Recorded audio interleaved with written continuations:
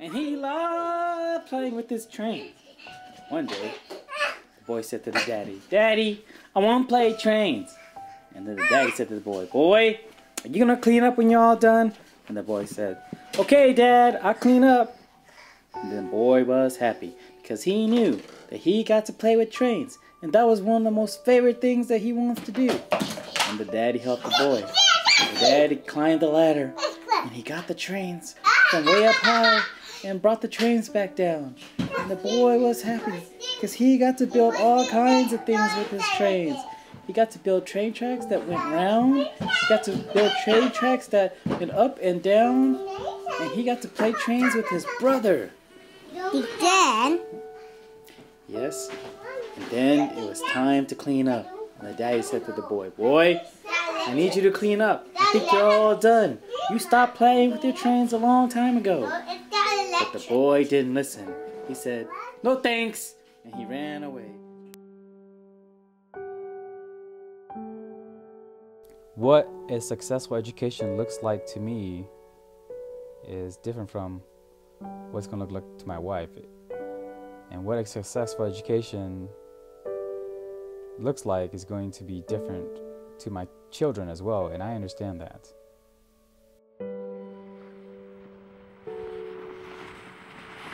Oh, tight! You gotta hold on tight! Wipe out! You gotta hold on tight! Did it hurt? Are you okay? Are you to stop for a moment? Say, Daddy, don't do it so hard. Say, Daddy, don't do it so hard.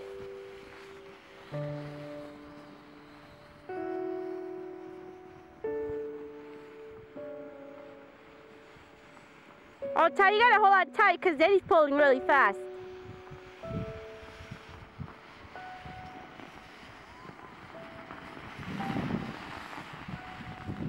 that fun? Yeah. I can't.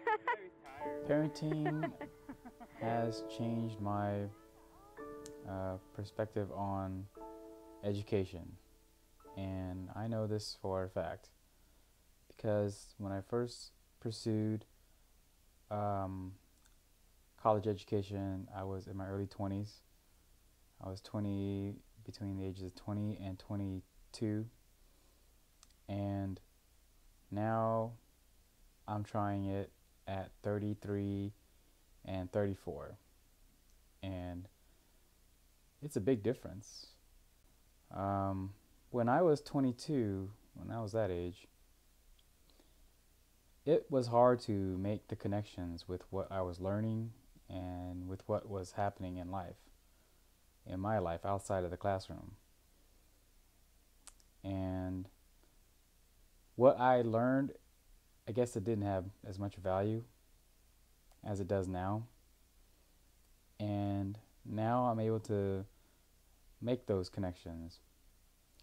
When I was younger, I didn't understand how every little thing I did mattered. And I cut corners, I skipped classes, I got C's, sometimes D's. I just did the bare minimum to get passing grades. Sometimes I didn't even pass. And now, as I'm older, I don't do those things. I make sure that I ask the right questions, and if I don't agree with something the professor does, then I'm going to call them out on some things. And I never did that when I was younger, and now I'm doing it, and that's kind of an example of how my perspective has changed.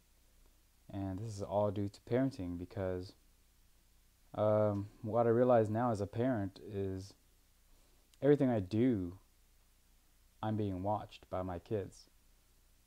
So there's not a time where they're not emulating me in some way. So if that's the fact of life right now as a parent, then what I'm going to do is I'm going to pursue my education, and I'm going to let them witness that. Oh, it is, isn't it? Is that why some animals bury themselves in the sand so they can get cooler? Yeah. I think that's a good idea. That's a good theory, Ty. If your feet go out of the sand, then it's really hot. I think so, Ty. So, as a father, and being a father and how I'm going to ensure my children's success in education, I think the most powerful thing that I can do for them is to just model for them. Um, Simple things like just them seeing me read in front of them, not necessarily to them or with them, but just read on my own. Open a book, let them see me read it.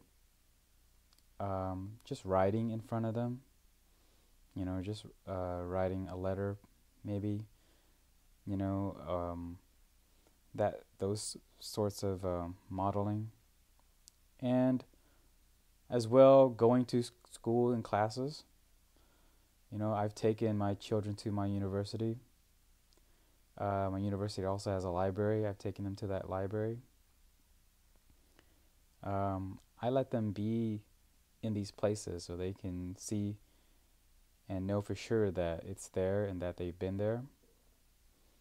I think these experiences, it may not seem much to them right now, but when it comes to education, when they start thinking about what education is, I think these are the experiences that they're going to use to form their ideas of what an education is. I see myself as a person who guides them, and I have a strong bond with them. It's a very different kind of bond. It's more of a uh, it's more of a, I guess, guardian sort of protector sort of. Not that their mother isn't either, but certainly I kind of see that as my most important role. And education is definitely a part of, guarding and protecting them. Because education will be there when I'm not anymore. So, ensuring that they have success. You know, I let them know that mistakes are going to be made and that things aren't going to be easy.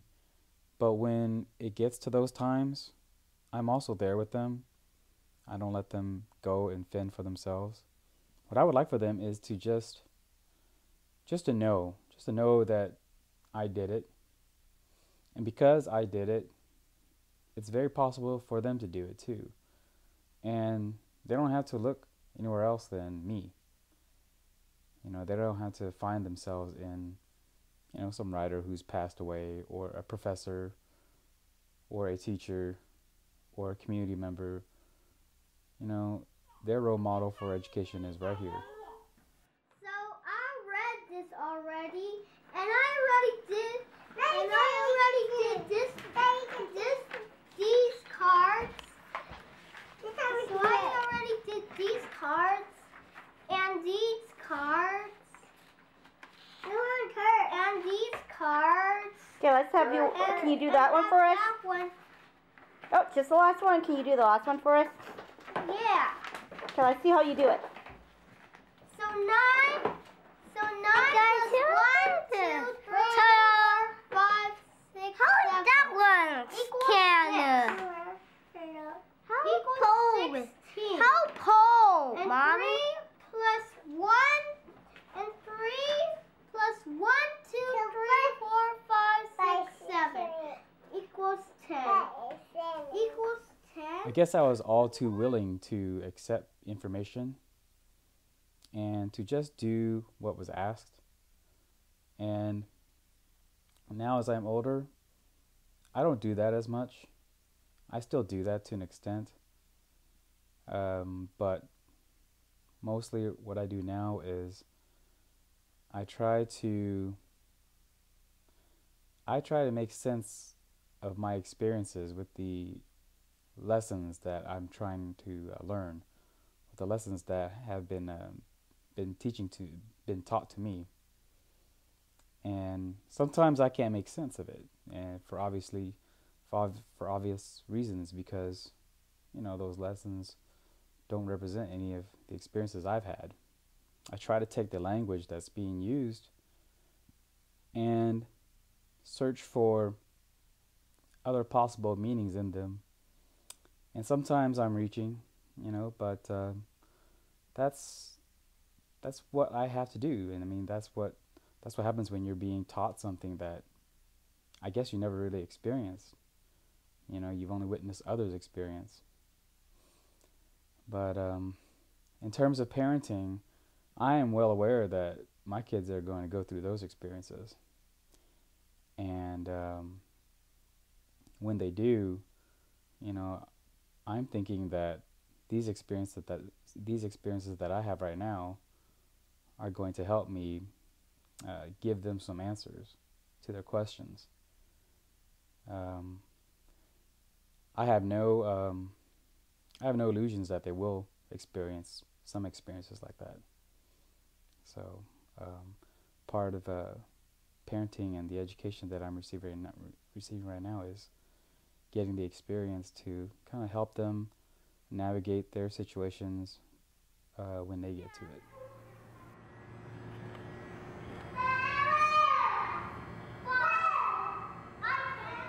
You can do it. You can do it. Say, Gia, come on, Gia. Gia, help. Tough, Gia. Get it, see? So Again. I understand that we're going to have differences in what a successful education looks like. Push. Now, Yay. I accept that.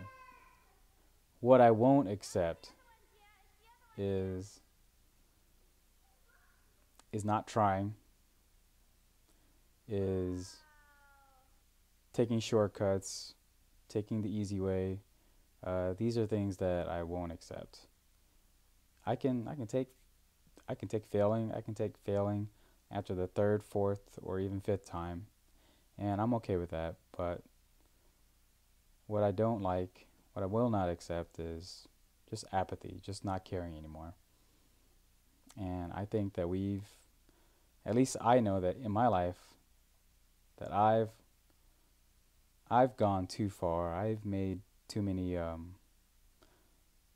choices, too many commitments to sort of allow that to happen. Now, that's to say it won't happen. And if it does, then it'll be the choice of my children, and that's something that they're going to have to live with. But, I can't speak for others.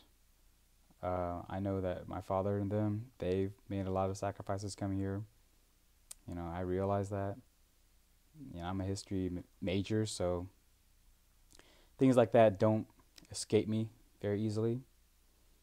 But I understand that my kids are going to be their own people, and they're going to make their own choices. But again, going back to the most powerful thing I can do is to just model for them.